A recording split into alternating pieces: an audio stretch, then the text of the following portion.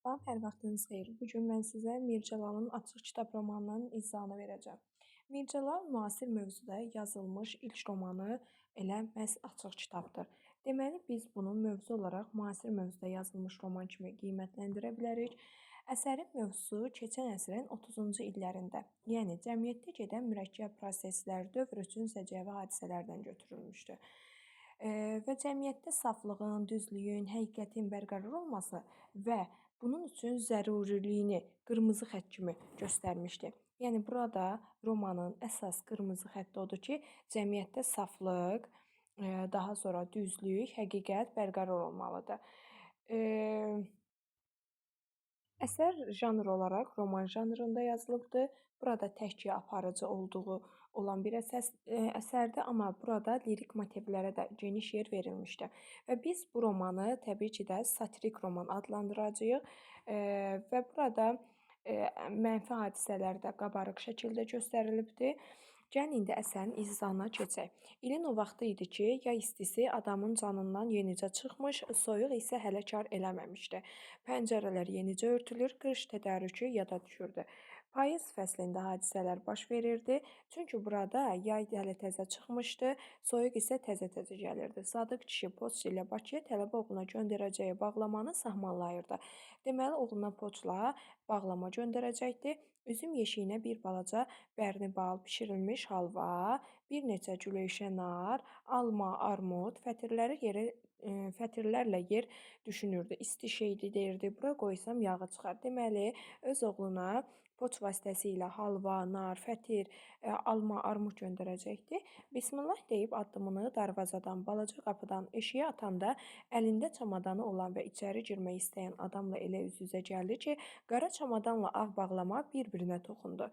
Gələnin üzünə baxanda yerində dondu. Bir an hərəkətsiz qaldı, sonra üzündə ani bir təbəssüm doğdu və bu təbəssüm tez bir zamanda da yox oldu. Əlini oğluna tərəf uzatdı. Sual və təəccüblə onun üzünə baxa-baxa dedi. Çünki ilin ortası idi və oğlu nə gəzirdi artıq evdə? O məktəbdə, universitetdə olmalı idi. Nə əcəb Vahid, nə əcəb. Bu vaxt Vahid dinmir, cavab verməkdə çətinlik çəkirdi. Sadıq kişi dözə bilmədi. Vahidin qolundan tutub silkələdi. De görüm, nəyə gəlmisən? Dərs vaxtı ki adamı buraxmazlar.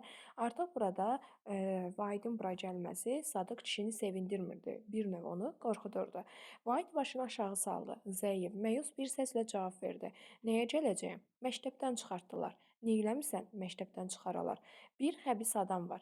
Deməli, burada xəbis dediyi adam Gəldiyev idi. İş başına soxulub, tələbənin düşməni. Həmçinin onu tələbənin düşməni kimi qiymətləndirir. Hamısını eləyən odur. Mənə bir ona dedi ki, material verilibdi. Deməli, Vahidi universitetdən qovanda sadəcə ona materialın verildiyini deyib və onu universitetdən çıxarır. Axı nə material? Nə material olacaq? Atan arı saxlayır, kolxoza yanaşmır, nə bilim, vergi vermir. Deməli, biz burada görürük ki, Vahid ilin ortasında universitetdən bura gəlir. Bunun bura gəlməsinə səbəbi isə onun universitetdən qovulması idi. Və atasına bahanə olaraq deyir ki, atan arı saxlayır və kolxoza yanaşmır. Bu zaman sosializm dövrü idi. Təbii ki də Vahid düzümü deyirdi atasına. Bəli, düz deyirdi, amma əsl səbəblərini gizlətmişdi. Deməli, orada universitetdə dərslər briqada şəklində keçirilirdi. Həmin briqadada isə Gəldiyevin Rübabə adlı bir qızdan xoşu gəlirdi. Gəldiyev isə deməli Rübabəni öz komandasına daxil etməyə çalışırdı. Sadəcə Gəldiyevin savadı yox idi. Rübabə isə onunla oturub eyni qrupda dərs çalışmaq istəmirdi və Vahidin qrupuna keçmək istəyir. Bu isə Gəldiyevi bərk əsəbləşdirir və başlayır adi gənclər təşkilatı var. Gəldiyev də o vəzifədə idi. Tələbə idi, amma sözü keçən biri idi. Vahidi universitetdən çıxarmağa və bunun üçün bir çox şeylərə əl atır. Axırda da bəhanə tapır ki, atan arı saxlayır. Əslində bunun səbəbi isə Rübabənin Vahidə yaxınlaşması idi. Təbii ki də Vahid atasına əsl səbəbi demir. Sadıq kişinin heyrət aldı. Qorxulu bir şeydən qorunmaq istəyənlər kimi qollarını açdı, əllərini qabağa verdi. Vücudunu geri əydi. Arı saxlamaq qadağandır ondandır ki, bunu hansı mərd məzər deyir? Qəzet qərarı onu gözünə soxaram mən. Deməli, doğrudan da bu dövrdə, yəni sosializm dövrü idi ki, burada arı saxlamaq qadağan deyildi. Hətta bu qərar qəzetdə belə verilmişdi ki, yəni sən əlavə gəlir olaraq arı da saxlaya bilərsən. Bu qərar vardı. Vahid bu bəhanənin yersizliyini daha artıq hiss etdi. Bəhanəsi odur ki, kolxozcu deyilsən, təksən. Deməli, burada kolxozcu deyilsən nə demək istəyir? Bilirik ki, Sovet dövrü necə idi? Hamı bir yeyib, bir içib, bir alırdılar. Yəni orada bərabərlik var idi ki, məsələn, bir yerdə işləyirdilərsə, bir yerdə də alıb hamı eyni bərabər şəkildə yeməli idi. Yəni deyir ki, sən arı saxlayırsan, bir növ qabaqdasan. Yəni kolxoza yanaşmırsan. Ona görə də bu günahdır. Arıçıdan kolxoz var. Yəni burada Sadıq kişi də deyir ki, arıçı ara, kolxoz ara. Şəhərdə 5 adam saxlayır, bir də mənəm də. Vahid bütün təfsilatı atasına danışmağa başladı. Partiya komitəsində işləyən var, dediyim o mərdməzər. Deməli biz buradan öyrənirik ki, Cəldiyə partiya komitəsində işləyir. Ondan bir gün qabaq məndən soruşdu ki, atan kolxozdadır ya yox? Dedim yox. Deməli burada Vahid Gəldiyevə doğruları deyir. Çünki Gəldiyev ümumiyyətlə Vahid bunun bir səhv iş olduğunu anlamırdı. Doğrudan da bu səhv bir iş deyildi ki, arı saxlamaq. Deyir o sadəcə məndən soruşdu ki, atan kolxozdadır ya yox? Mən də dedim yox. Daha bir söz olmadı. Mənə deyir heç nə demədi, çıxdı getdi. 2 gün keçmədi ki, divarda əmir asdılar. Bu əmrdə də məni çıxartdılar. Bəs direktorun ağlı hardadır? Təbii ki də Gəldiyev burada direktor məsələsinə. Bəs Gəldiyev bu boyda oyun edirsə, direktor hara baxırdı? Direktor qorxağın biri idi. Ümumiyyətlə öz peşəsinin əldən gedəcəyi üçün çox narahat idi. Gəldiyev nə deyirsə tez ona inanır. Bu burada da deyir, ağlı başındadır, amma Gəldiyevə inanır. Partiyaçıdır, özü də büronun üzvüdür. Onu qoyub mənə inanmayacaq ki. Deməli Gəldiyevin universitetdə vəzifəsi nə idi? Bir partiyaçı olmaq, bir də büronun üzvü idi. Partiyaçı və büronun üzvü Gəldiyev idi. Onun üçün də o Gəldiyevə inanırdı. Sadıq kişi mərdməzarlardan çox çəkmişdi. Deməli, ümumiyyətlə testlərdə düşə bilər ki, təkcə bu cür şəhər böhtan Vahidin başına gəlirdi. Bu yanlışdır. Çünki bunun atası da mərdməzarlardan çox çəkmişdi və indi isə oğlu çəkirdi. Sadıq kişi isə bunun nə yerdə olduğu, ümumiyyətlə məsələnin nə yerdə olduğunu anlayır və oğluna oldu buna. Oğluna atılan bu daşın bədxahlar əlindən çıxdığını xəyalına gələndə əsəbləşir, ürəyində dedi. Vahid bacarmasa da mərdməzarların öhdəsindən özüm gələcəyəm.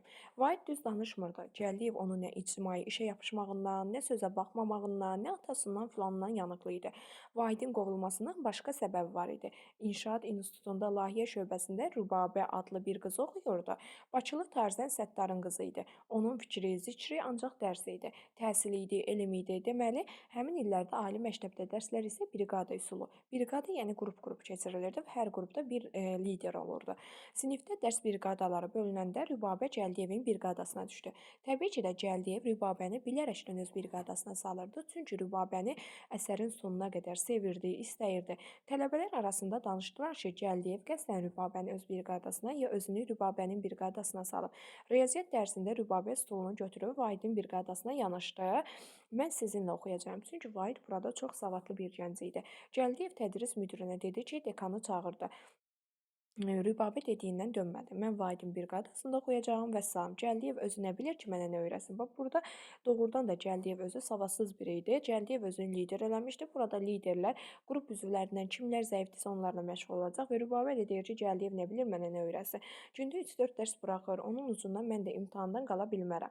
Rübabə bu rəftarı ilə Gəldiyevin sinəsinə sanki bir dağ çəkdi. Gəldiyev çox götür qoy elədi, eşitdi, eşələdi. Anketlərdə roman kimi maraqlı oxudu. Deməli, o nə üçün anketləri araşdırır, anketləri roman kimi oxuyur? Artıq biz burada görürük ki, o Vahidə qarşı onda bir növ qıcıq yaranır və həmin əsəbini keçirmək üçün başlayır Vahid haqqında olan anketləri, Vahid universitetə gələndə izahatları, ərizələri oxumağa da. Bir şey çıxmadı. Təsərrüfat müdirindən təqaüd üçün olan sual vərəqlərini istədi. Deməli, o artıq təqaüd vərəqlərinə baxdı. Bunu kimdən istəyir? Təsərrüfat müdirindən. Vərəqdə yazılmışdı. Bir cavabın üstünə barmaq bastı. Vərəqdə soruşulurdu ki, kənardan gəliriniz, orta hesabla aylıq miqdarı Vahid də demişdi ki, mən bəs kənardan gəlirim yoxdur və mən heç harda işləmirəm. Yəni Vahidin bu deməsi təqaüd almasına səbəb idi. Adi düşünün, universitetdə belə biz təqaüd alırıq. Vahid də burada təqaüd alırdı 180 manat. Halbuki demişdi mənim gəlirim yoxdur. Və Gəldiyev buna əsas gətirir ki, yəni bu bizi aldadır, yataqxanadan pulsuz istifadə edir, dövlətin pulunu alır. Halbuki bunun atası kolxozçu deyil, arı saxlayır, hətta 220 manat naloq da verir. Deməli, bunun əlavə gəlirləri var, amma dövlətdən istifadə edir. Vahidin cavabını çəkə-çəkə Komsomol bürosunun iclasına gətirdi. Deməli, həmin anketi oxudu və Komsomol bürosuna gətirdi. Vahidin özünü də çağırıb müttəhim kimi qapı ağzında xeyli dayandırdılar və sonra dindirdilər. Onu bayıra çıxarandan sonra Gəldiyev ayağa qalxıb partiya komitəsinin adından iclasa nəticə vermək istədi. Deməli, onu birinci müttəhim kimi qapıda dayandırırlar. Daha sonra o içəri gəlir, sonra bayıra çıxarırlar. Gəldiyev bir növ onun üzünə yox, onun arxasınca danışır. Daha sonra iclasa nəticə verir. Budur məlumatçılar demiş. Şükür Allaha, uzaqda deyil, göz qabağındadır. Budur müzürün siması. Yəni burada bir növ insanı aldatmaq. Bu Naibov Vahidin anketi, bu da altında podpisi yazır, gəlirim yoxdur. Fakt ilə, sənəd ilə isbat olundu ki, atası Şuşada sürü ilə arı saxlayır. Balın girvənkəsini də filan qədərə satır, sağa satır, sola satır. Yəni bunlar varlıdırlar. Kim isə yerindən söz atdı. Atasını deyir, danmır ki, o sadəcə özünü deyirdi də anketdə ki, bəs mən işləmirəm. O biri suallara niyə oxumursan? Gəldiyev acıqlandı. Dayan yoldaş, o sözünə davam etdi. Deməli biz görürük ki, iclasda Vahidi qoruyanlar da var idi. Gəldiyev isə Vahidin bir növ satırdı. Dayan yoldaş. O sözünə davam etdi. Filan qədər satır, sağa satır, sola satır. Bu il hökumətə 225 manat naloq verir. Bu nə deməkdir yoldaşlar? Bu Sovet hökumətini aldatmaq deməkdir. Öz şəxsi mənfəətini necə deyərlər, xeyri üçün bizi aldatmaq. Yox yoldaşlar, bəsdir daha. Biz arıçılara aldanmarıq, qoymarıq, buna yol vermərik. Hələ biz o qədər də yatmamışıq ki, düşmən üstümüzü alsın. Görün biz necə adamları instituta götürmüşük. Bir növ Vahidin atasını özünə düşmən kimi adlanır, düşmən kimi qələmə verməyə çalışır ki, hər kəsin gözündən salsın. Qovmaq institutdan, komsomoldan. Doğrudur, direktor Vahidin məsələsini müzakirə olunan iclasa gəlməmişdi. Deməli, bax bu iclasda sadəcə Gəldiyev çıxış edirdi, amma direktorun özü burada iştirak etmirdi. Ancaq burada iştirak etmək tələbənin taleyi ilə dərindən maraqlanmaq üçün gəlməmişdi. Vahid haqqında Gəldiyev onun qulağını doldurmuşdu. Deməli, Gəldiyev ümumiyyətlə onun qulağını o qədər doldurmuşdu ki, direktor da öz peşəsini düşünürdü. Gəldiyev müzürün sürqola çomaq balası tərbiyəsizliyə Vahidi direktorun gözündən tamam nalayiq bir adam kimi qələmə vermişdi. Hətta onun sənədlərdəki saxtakarlığını eşidəndə Verdiyev bir qədər vahiməyə düşmüşdü. Sabah bunun da məsuliyyətini çəkməli olacağıq. Gəldiyevin odlu nitqindən direktorun soyuq yoxlamasından sonra Vahidə tərəfdar duran az oldu.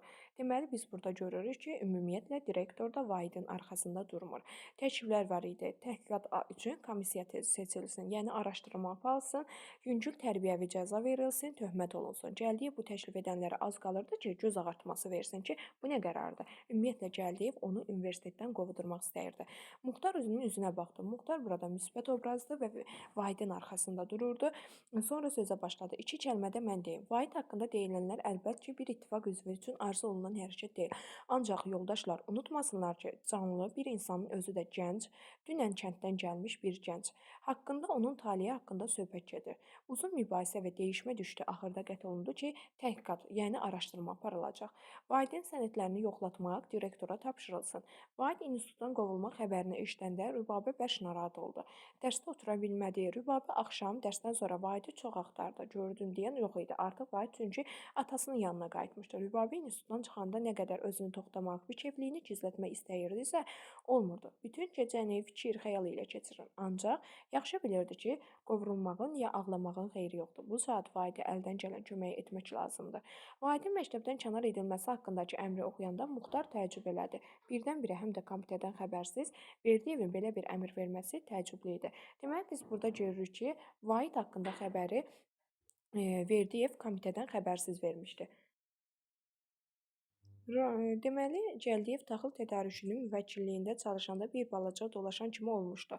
Burada artıq Gəldiyevin əvvəlki vəzifəsi haqqında danışılırdı ki, taxıl tədarükçü müvəkkilliyində çalışırdı. Özündən soruşsa deyərdilər, yoldaşa dəvrət eləmişəm, başıma bu işlər gəlib. Deməli, Gəldiyev ümumiyyətlə kim nə istəyirdisə verirdi. Xüsusilə də yuxarı təbəqəyə ki, bu gün mən onları edim, səhəri gün də mənim onlara işim düşər. Rayon İcariyyə Komitəsinin sədri yazdı ki, ay Kərim, filan qədər taxıl buraq, Kərim buraxdı. Torpaq şöbəsi dedi, Qəşəng oğlan arpa ver, atlar acılır, qəşəng oğlan verdi. Bir başqası zəng elədi ki, yoldaş Cəldiyə, 1-2 tay buğdaya cumanın gəlməzmi? Bacı oğlunun toyudur, darda qalmışıq. Cəldiyev rədd eləmədi. Yoldaş tədarükçü vacib yer üçün 15 torba taxıl ayırıb mənim sərəncamımı göndərməlisən. Tədarükçü əməl elədi. Axırı bir gün hesabdar Cəldiyevi ayıtdı. Deməli, burada hesabdar. Cəldiyev hesabdarı çağırıb açarları verdi. Ezam kağızını göstərdi. Yəni artıq bu işdən istefa vermədi. Ezam kağızını göstərdi bir yerdən başqa yerə getmək üçün. Öz haqq hesabını yazdırdı. Axşam yatacağını, çamadanını icarəyə komitəsinin marşına qoyub birbaş Yevlağa sürdü. Deməli, Cəldiyev artıq burada Yevlağa gəldi. Çox çəkmədi ki, Kərim Cəldiyev institutda mədəni hücum ştampının rəhbəri təyin olundu. Mədəni hücum ştampının rəhbəri.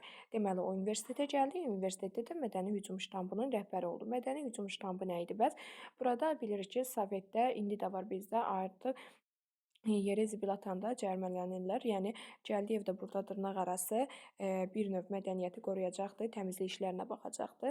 Bu kimi bir şeydir. Sadıq kişi mehmanxanada və ya kənd evində yatacaq yer tutduqdan sonra oğlunun işi üçün gedəcəkdi.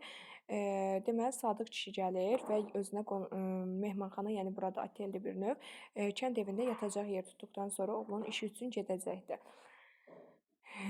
Burada onlar direktor kabinetinin ağzındakı dəhlizdə gözləyənlər qarşılaşdılar. Qapısında xurcunlu kişini görən direktor nəsə dedi. Sadıq kişi içəri girdi. Deməli, bu gəlmişdi direktorun qapısına ki, Vahidin qovulma səbəbini öyrənsin. Direktor Sadıq kişiyə yer göstərdi. Əyləşin, nə qullu? Bu mənim biədəb də olsa oğlumdur, yoldaş direktor. Necəsə dolaşdırıb məktəbdən qovublar. İndi neçə müddətdir külfətdə ovqat taxılıqdır. Çox xahiş edirəm, ədalətlə bu işə baxasınız. Uşağı oxutmağa düzəldəsiniz. Direktor Sadıq kişiyə dedi. İşə tanış adam burada yoxdur. İşə tanış adam deyəndə Cəldiyevi nəzərdə tuturdu. Cəldiyev yaxşı bilir, sabah gəlin baxa. Bayram Bakıda qalmalarına xüsusilə Sadıq kişi sevinirdi. Burada bayram dedikdə bilirik ki, payız ayıdır və oktyabr inqilabı baş vermişdi ki, və burada artıq bayramı Bakıda qalacaq. O heç vaxt belə yerdə bayram keçirməmiş. Vahid bələd adamı kimi dala baxmadan ötür, atası da onun izincə yürüyürdü. Atası soruşmasa da Vahid öz məktəblərini axtarır. Hər il institut, ali məktəbləri ilə bir cərgədə gələrdi. Vahid Rübabənin əlini sıxdı. Rübabə Rəşid ilə dünəndən Vahidi axtardığını dedi. Deməli, burada Rübabə tək axtarmırdı. Rəşid obrazı da vardı ki, təbii ki də burada əsər tam orijinal, geniş şəkildə verilir. Sadəcə burada qısaltılmış forması verildiyinə görə bəzi yerlərdə sizdə qarışıq yarana bilər. Vahid olanlara qoşulub sevinclə yoluna davam etdi. Cəldiyev nizamı gözləyən məsul bir adam kimi dəstəbaşını çağırıb danladı. Rübabə Ceyn dəstəsində Vahidi görəndə dəstəbaşına deyir ki, yadların cərgədə nə işi var? Çünki axı Vahid qovulmuşdu. Bayram gününün səhərisi Cəldiyev Vahidlə bir qardaşlıq elədi. Görürsüz, dırnaqarası qardaşlıq. İnstitutun partiya komitəsi adından məktəbin sabiq tələbəsi hazırda ifşa olunub bayıra atılmış Müzür Naibov Vahid haqqında əməlli başlı bir xasiyyətnamə yazdı. Məktəbin nümayiş komissiyasına akta oxşayan bu məlumatını da əlavə etdi.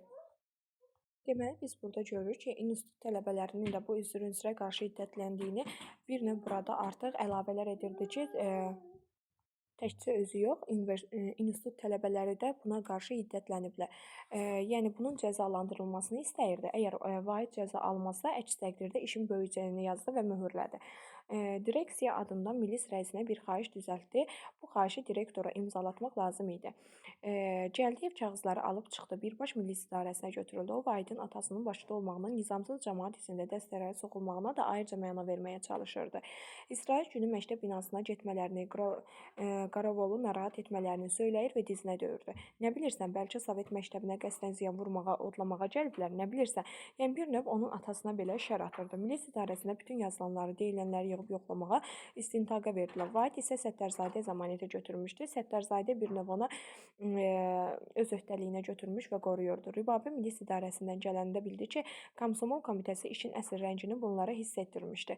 Milis işçisi bir-bir tikilmiş müxtəlif sərlövhəli, müxtəlif həcmli, lakin eyni məzmunlu, eyni imzalı kağızlar. Deməli, burada Vahid haqqında bir çox ərizə yazılmışdı. Bunlar müxtəlif həcmdə idi, müxtəlif sərlövhəli idi, amma hamısının məzmunu eyni, hamısı da imzalar da eyni adama məxsus idi. Murdar əskiyə baxan kimi milis idarəsi buna baxırdı və milis idarəsini özdə hiss eləyirdi ki, bunların hər biri böhtandır və şərdir. Bəyən belə böhtanlar 1-dir, 2-dir. Vahid haqqında iftira kağızlara arxivə veriləndə bu barədə həm müdiriyyətə, həm də institut komsomol təşkilatına yoxlama yazılandan sonra İnşaat İnstitutunun rəhbər işçiləri əl-ayağa düşdülər. Cəldiyev xəlvətdə pıçıldayırdı ki, burada deyəsən rüşvət məsələsi var. Deməli, Cəldiyev burada rüşvət məsələsindən şübhələnirdi. İslam Verdiyev Vahidi də atasını da hörmətlə qəbul edib, köhnə əmri dəyişdi. Artıq biz burada birinci hissədə görürük ki, İslam Verdiyev köhnə əmri dəyişdi. İkinci hissəni isə növbəti izahda verəcəyik.